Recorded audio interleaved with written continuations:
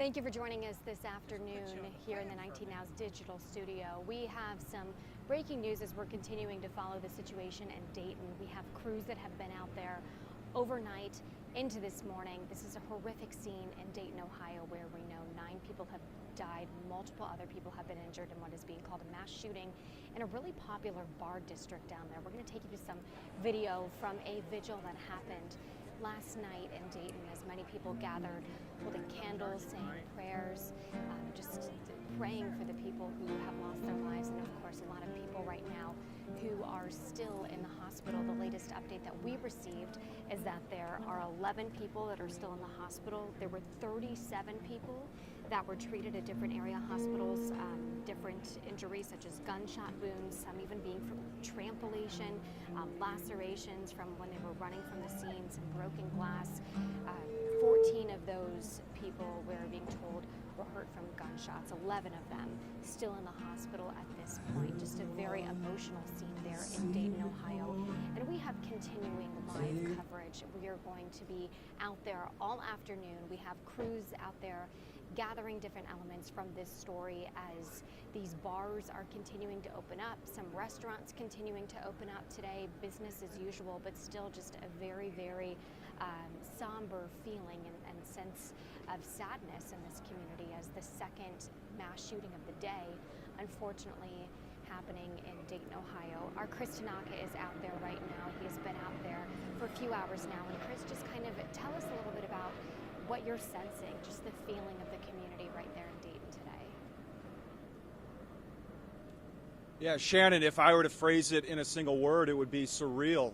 There have been people over the past few hours who have come down East 5th in the Oregon District to mourn openly and grieve openly in front of a makeshift memorial that has taken place and grown in front of Ned Peppers. There have been curious onlookers who have come down and have taken pictures of this scene. Passers and drivers by just trying to conduct their regular business and go about their lives, taking in the wonder of it all. And then, of course, a massive media contingent descending from several cities and networks to cover this tragedy.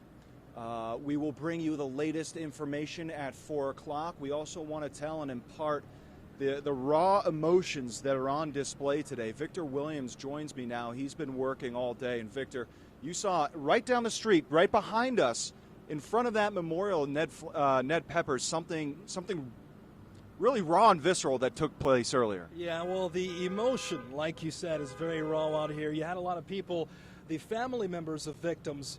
It went from grief to anger as 2 people debated over if the president was doing enough about gun control or if the president even should have been here right now at this very present moment in time.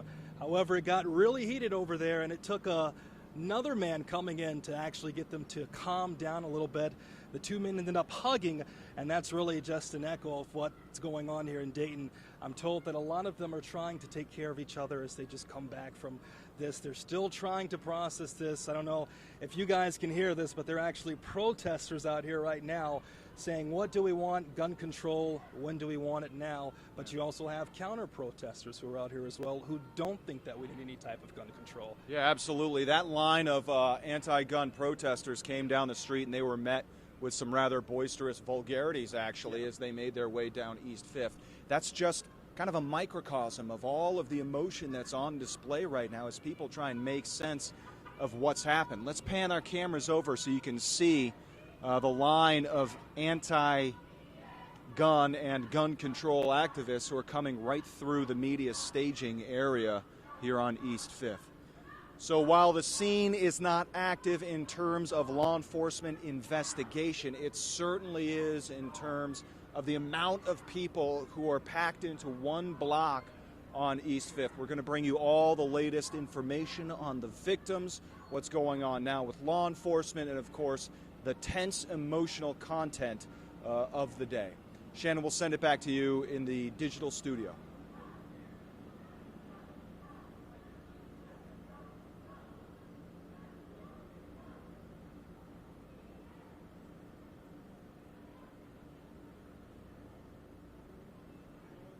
Sorry, Chris, if you can hear me.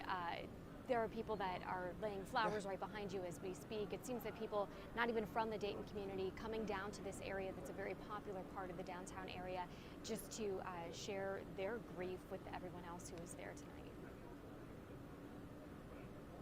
Yeah, let me step out and show you that growing memoriam in front of Ned Pepper's. People have been going and laying flowers and other balloons, etc., all sorts of mementos throughout the day.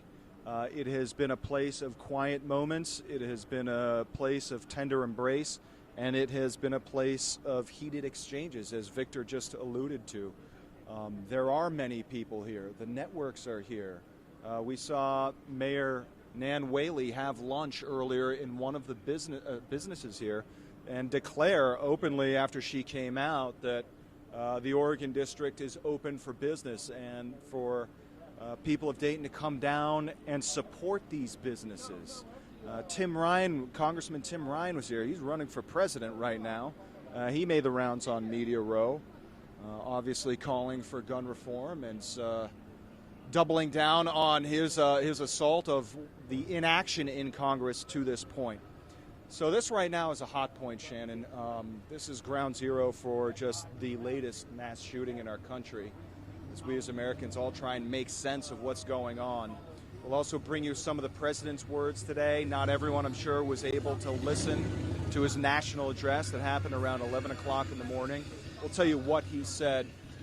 Certainly a change of pace for President Trump on his previous speeches. And we'll bring you some of the other side of the aisle, too, what Democrats are now calling for in the wake of this latest mass shooting. Shannon.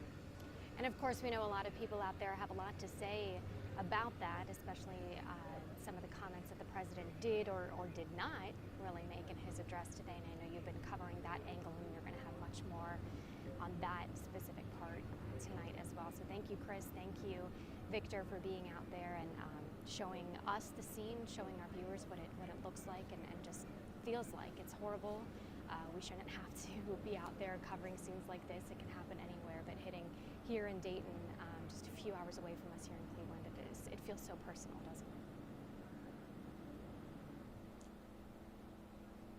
It really does, and yeah, we will be covering what President Trump did say and what he did not say, specifically gun control. He did not take that up, and whether or not it will be brought to the table. Senate Majority Leader Mitch McConnell has previously blocked votes from coming to the floor of the Republican-controlled Senate, so it's a non-starter when it gets to the upper house of our government. There have been some gun control measures that have passed in the House of Representatives, but of course you need both houses and both bodies of Congress and congressional seal of approval to bring something forth legislatively. So that's just one aspect of this. We don't want to devolve into a strictly political debate here. What we want to do is remember those victims. Neha Curtis and Julian Glover, have a memoriam of them, show you what's going on and how this community is at once dealing with the grief, the anger, the emotions, while trying to move forward 1 minute at a time. All right, thank you very much, Chris. We'll see you in about 15 minutes. Chris and Victor are going to have live coverage down in Dayton. They're going to be there this afternoon sharing some more of the scene, sharing some information that they're gathering down there about the support, of course, what happens moving forward. Just a reminder, we are going to have so much more on this tonight, just starting in about 15 minutes at 4 o'clock on 19 News. Thank you so much for joining us. We appreciate you being here as we're continuing this coverage of this horrible shooting rampage in Dayton. 19 News, first, fair, everywhere.